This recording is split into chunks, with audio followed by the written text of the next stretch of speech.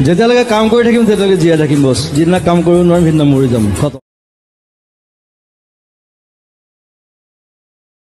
নমস্কাৰ বন্ধু বান্ধৱীসকল, কি খবৰ? আশা কৰোঁ সকলো ভালে কুশলে আছে আৰু সকলো ভালে কুশলে থকাটোৱে সদায় কামনা কৰোঁ।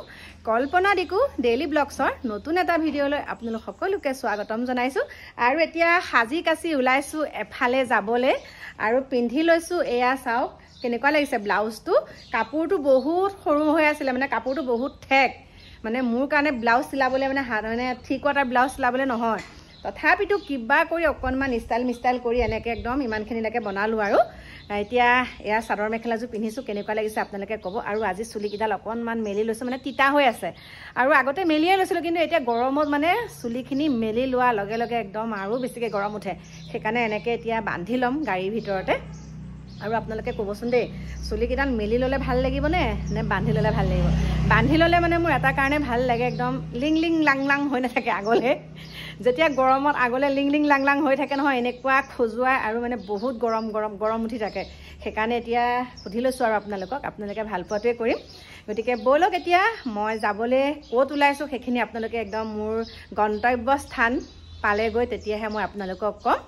আৰু প্ৰত্যেকটো কথা যেতিয়া আপোনালোকৰ লগত আলোচনা কৰোঁ, এই কথাটো আলোচনা কৰিছোঁ যে মই য'লৈ যাম হয়তো আপোনালোকে সেই জেগাখিনিত গ'লে এটা পজিটিভ মানে আপোনালোকে মোৰ পৰা এটা কিবা নহয় কিবা এটা আপোনালোকে পাব। সেইকাৰণে যাবলৈ ওলাইছোঁ। গতিকে ব'লক এতিয়া আপোনালোক মোৰ লগত। আৰু এতিয়া আমি আহি আছোঁ চাওক, বহুত একদম নিজান পৰিৱেশ, আৰু পৰিৱেশটো ভালেই লাগিছে বাৰু। তথাপিতো আমি যোনখিনি জেগালৈ আহিছোঁ বহুত ভিতৰত সোমাব লাগে। সেইকাৰণে ভাবিছিলোঁ দিনে পোহৰে গৈ পেলাই অহাটো বেছি ভাল হ'ব আমাৰ কাৰণে। আৰু এতিয়া আপোনালোকক কি বুলি ক'ম, সেইখিনি জেগা পালেগৈহে সকলোখিনি আপোনালোকক ক'ম। আৰু কিহৰ কাৰণে কি হ'ল, আহিছিলোঁ ক'লে হ'ল কি হঠাতে, সেইখিনি আপোনালোকক সুন্দৰকৈ জনাই আছোঁ। গতিকে ব'লক আপোনালোকো মোৰ লগত। বহুত একদম হৃদয় বিদাৰক এটা ঘটনা পটককৈ হৈ গ'ল।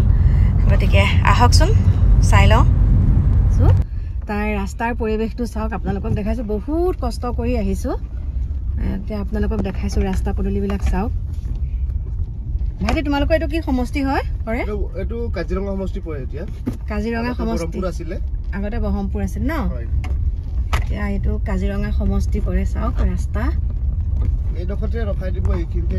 এতিয়া মই আহি পালোহি কঠীয়াতলি, এইখিনি গৰাবাৰী, কঠীয়াতলি গৰাবাৰী। আৰু ইয়াতে বহুত এটা মানে হৃদয় বিদাৰক ঘটনা হৈ গ'ল। সেয়েহে এতিয়া ৰখিব নোৱাৰিলোঁ, আহিছিলোঁ বেলেগ এফালে।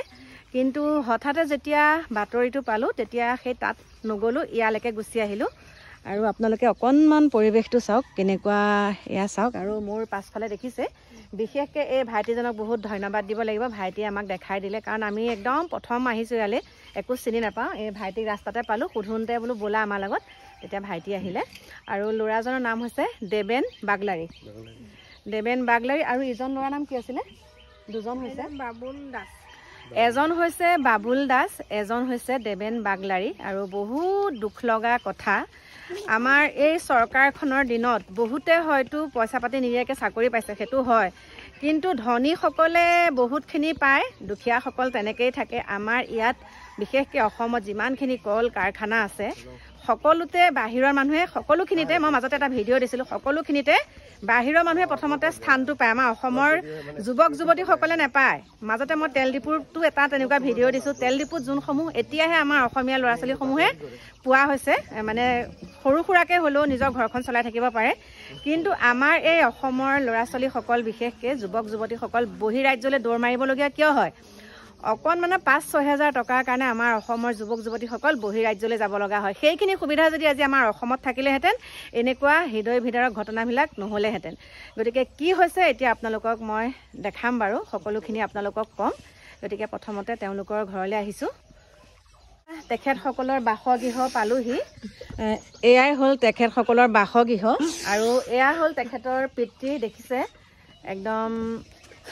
তেখেতে এতিয়া কি বুলি ক'ম, আপোনালোকে হয়তো বুজি পাইছে, যিহেতুকে পুত্ৰ এই পৃথিৱীৰ পৰা ইতিমধ্যে বিদায় লৈছে। আৰু তেখেতৰ পত্নীও চিৰ বিদায় ল'লে এই পৃথিৱীৰ পৰা। কিমান হৈছে যোৱা?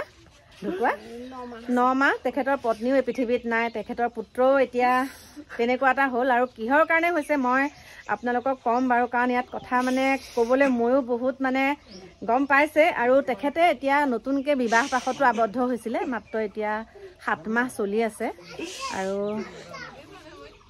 এতিয়া আপোনালোকক দেখাবলৈ লৈছোঁ এয়া হ'ল তেখেতৰ পত্নী চাওক সকলো আহিছে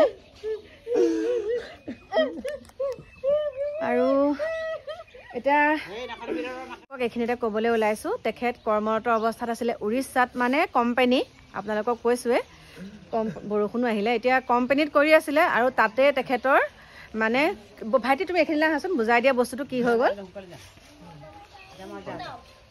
যোনটো কাম কৰি আছিলে তেওঁ যোনটো কৰ্ম কৰি আছিলে সেই কৰ্মটো বস্তুটো কেনেকৈ হ'ল মৃত্যুটো কেনেকৈ হ'বলৈ পালে মানে এইটো ভাটি গৰম হোৱাৰ কাৰণে ব্লাষ্টিং হৈছে মানে যোনটো ৰডৰ আছিলে ন ৰডৰ নহয় এইটো কাৰেণ্টৰ চিষ্টেম মানে লোহা গুলাই যে মানে লোহাৰ যিহেতুকে গলাই থাকে সেই গলাওঁতে বহুত মানে বেছিকৈ হিট হৈ গ'ল বেছি অভাৰ পাৱাৰ হৈ যোৱাৰ কাৰণে বাৰ্ষ্ট হৈ পেলাই আমাৰ অসমৰে 2জন ল'ৰা ঢুকালে আপোনালোকক কৈছোঁৱে বহুত হৃদয় বিদাৰক আৰু সেই ঘটনাটো যেতিয়া মই বাতৰিত পালোঁ আৰু ৰখিব নোৱাৰিলোঁ আপোনালোকক কৈছোঁৱে আজি মই বেলেগ ফালে যাব লাগিছিলে তাত নোসোমাই ফোন কৰি দিলোঁ বাহিৰে ইয়ালৈ আহিলোঁ বহুত বেয়া লাগিছে আৰু মোৰ এই ভিডিঅ'টোৰ যোগেদি আহ্বান জনাইছোঁ আমাৰ অসম চৰকাৰক আপোনালোকে এই আমাৰ অসমৰ যিসকল নিবনুৱা সমস্যাটো আপোনালোকে দূৰ কৰক ইয়াতে ফেক্টৰীবিলাক আমাৰ এতিয়া ইমান জেগা যুগলি আছে ইয়াতে আপোনালোকে ফেক্টৰী যদি বহায় তেনেকৈ মানে বহুতখিনি আমাৰ ইয়াত নিবনুৱা সমস্যা দূৰ হ'ব আৰু ইয়াত দেখিছোঁ পেট্ৰল পাম্পৰ পৰা আদি কৰি যিমানবিলাক আমাৰ ইয়াত কল কাৰখানাৰ পৰা আদি কৰি যিমানখিনি বস্তু আছে সকলোতে বাহিৰৰ মানুহে স্থানটো বেছিকৈ পায়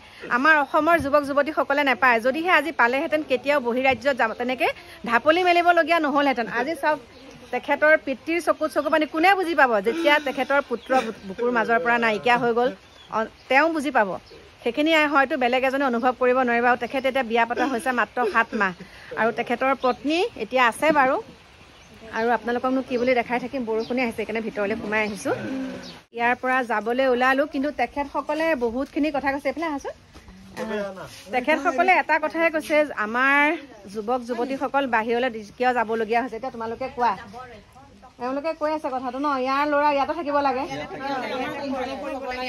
নিবনুৱাবোৰে আমাৰ কাম কৰিব লাগে নহয় জানো বাইদেউ নিবনুৱাবোৰে যেতিয়া নেকি ইয়াতে কাম পাব তেতিয়াতো বিদেশলৈ যাবলগীয়া নহয় এনেকৈ প্ৰাণদান দিবলগীয়াও নহয় হয়নে বাইদেউ গতিকে আমি ইয়াতে যদি আমাৰ এটা কোম্পানী হয় ফেক্টৰী হয় তেতিয়া আমাৰ নিবনুৱাবোৰে ইয়াতে বহুতখিনি সমস্যা দূৰ হ'ব ন আৰু এনেকৈ মৰিবলগীয়া নহয় এতিয়া যোনখন ঘৰৰ মানুহ ঢুকাই গৈছে সেইখন ঘৰৰ মানুহে বুজি পাইছে হয়নে না সেইখিনি মানুহে বুজি পাইছে এতিয়া কি বুলি ক'ম আপোনালোকক আৰু বুজাই সকলো চাগে বুজি আছে বুজিও এচামে নুবুজা কৰি থাকে যিহেতুকে এনেকুৱা ক্ষেত্ৰতে মাত মাতিলে মোক বহুত কিবা কিবি কয় মই কওঁ যে আমাৰ অসমত যিমানসমূহ ফেক্টৰীয়ে হওক বা তেল ডিপুৱে হওক বহুত কিবা কিবি আছে দেই বহুত কল কাৰখানা আছে কিন্তু তাত কি হয় মই লক্ষ্য কৰিছোঁ একদম মন্দিৰৰ পৰা আদি কৰি সকলোতে লক্ষ্য কৰিছোঁ বাহিৰা মানুহে স্থানটো বেছিকৈ পায় আমাৰ অসমীয়া মানুহে তাত স্থান নাপায় আমাৰ ইয়াত যদি এটা তেল ডিপু হয় তেল ডিপুটো চাব আপোনালোকে খুব বেছি 1 বা 2জনক আমাৰ অসমীয়া মানুহ লয় বাকীখিনি একদম বহিৰাজ্যৰ পৰা আনে আৰু এতিয়া আমাৰ সেই সুন্দৰকৈ আপোনাৰ ইমান সুন্দৰ ডাঙৰ মানে এছিয়াতকৈ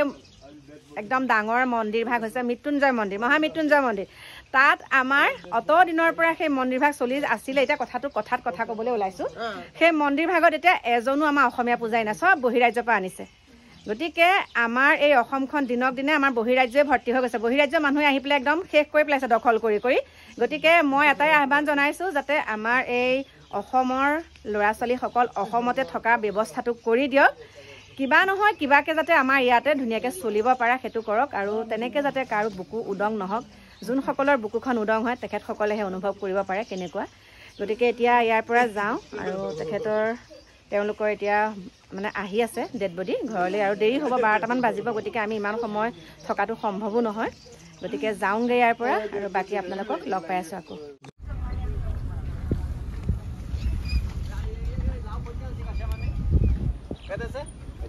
কন্দলি পাহাৰ চাওক